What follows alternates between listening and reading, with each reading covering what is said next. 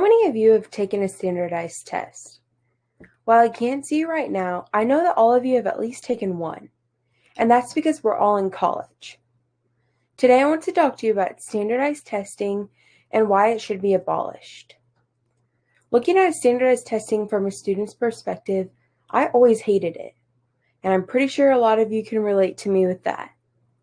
Through my research, I found that standardized testing was not made for students to succeed. It was made for many other reasons. I personally have taken many standardized tests, from MAP testing, state testing, ACTs, SATs, you name it, I've probably taken it. That's why today I'm going to talk to you about standardized testing and why it should be abolished because of testing anxiety. Districts and teachers focus more on test scores than test content. And lastly, there are socioeconomic deficits that go into it. So to keep things moving, let's go ahead and move on to our first point, testing anxiety. And this is something that I've researched a lot because it's something that fascinates me and that I feel like I experience a lot when I test. And according to Christina Roop, Donna Green, and Riley DeBacker, who collaborated on a research article published through the Journal of Speech, Language, and Hearing Research in 2020, it found that increased anxiety during tests can negatively affect test scores. And they found that it was because of many things, but some being when you have high anxiety during a test, you're more likely to wander your eyes and kind of space out if you don't know the answer. You're also more likely to second guess and self-doubt yourself, and many other reasons.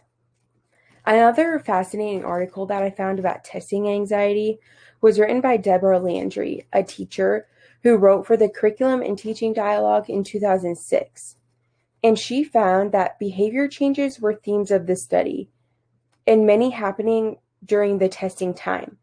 The behaviors suggest significant levels of helplessness, fear, abandonment, and self-doubt, all things that no teacher wants a student to experience during a test. And the last article that I found about testing anxiety was written by Shauna Kahn, and it was published in 2020 through the Education and Urban Society. And she found that outperforming was the main desire of students. And knowing all odds are stacked against them makes students feel nervous and stressed out, and it can hinder their performance. This all ties in together, leading back to testing anxiety, because testing anxiety does hinder and can hinder test scores. So now that we've talked about testing anxiety, let's move on to our next point.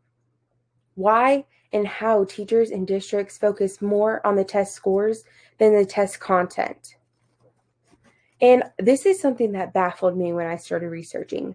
I had no idea that teachers and districts did not focus on the test content, because I always felt like they did. But according to Jared Sonner and Melissa Barnett, both college professors who wrote an academic journal in 2019 for the University of North Carolina, they discussed why teachers and districts focus more on the test scores. And they wrote that scores are a powerful incentive for many schools and teachers to focus on preparing students to score well. And administration and teachers can incur financial penalties, and teachers leave low-performing districts because they get paid more in higher-performing districts. This is something that shocked me. I never knew this. As a future educator, this makes me disgusted that if my students don't score high enough, that I have to leave that district to go get paid more. That seems absurd. And also another thing I found going into this was an article written by Lee Kai, a psychologist who wrote an article published in the Education Measurement Issues and Practice in 2020. And he wrote that teachers teach to the test, and too much time is spent on test prep and not test content.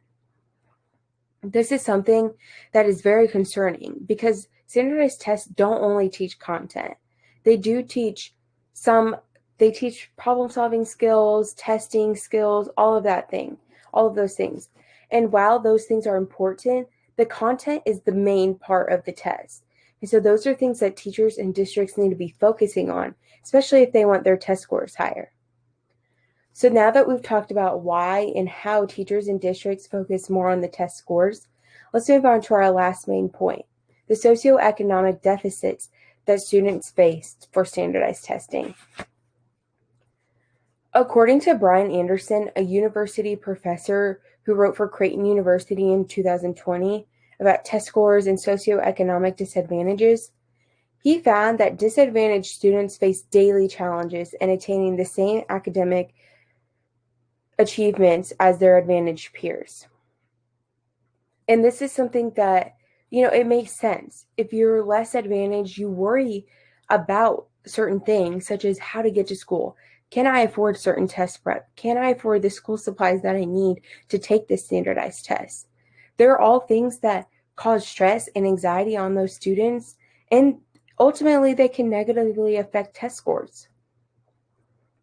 Another article that I found leading into this was written by Maureen Fernandez, a content director who wrote about concerns of impoverished students taking standardized tests.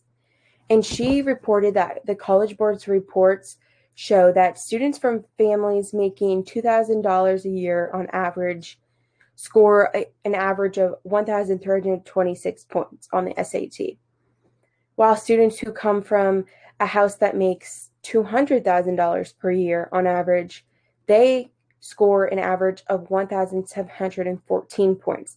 That is a huge gap between those two scores, and something money and socioeconomic ranking should have nothing to do with standardized testing and scores like that, especially that much of a difference. And the last thing that I found about socioeconomic deficits and standardized testing was an article written by Jake Anderson, an education equality writer who wrote an article in 2017 for Oxford Review of Education.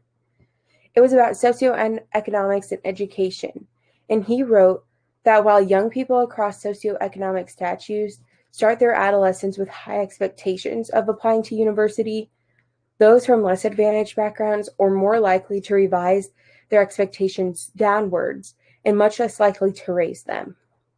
Meaning, students who start with a high dream of, say, wanting to go to Harvard, they know automatically if they're in a socioeconomic deficit that that's not obtainable. They think that's unattainable. But in reality, it is very much attainable. You set your mind to something, you can achieve it. Socioeconomics should not have anything to do with test scores tarnishing somebody's goals and dreams of attending a school to get an education. None of those things should impact it. But now that we've talked about socioeconomic deficits that coincide with standardized testing, let's recap on what we've talked about today. We first talked about testing anxiety and how that can negatively affect test scores. Then we talked about why and how districts and teachers focus more on the scores than the content, and it's because of the financial positions that they're put into. And lastly, we talked about socioeconomic deficits and how that affects standardized testing. And it's multiple things, many being home life can affect it, their financial situations can't buy them test prep, can't buy the school supplies that they need, and they're tarnished from the beginning with their goals and dreams. Finally, standardized testing needs to be reshaped to the students, and it needs to be shaped to where it does not degrade them and already make them feel less than another person before they even start the test.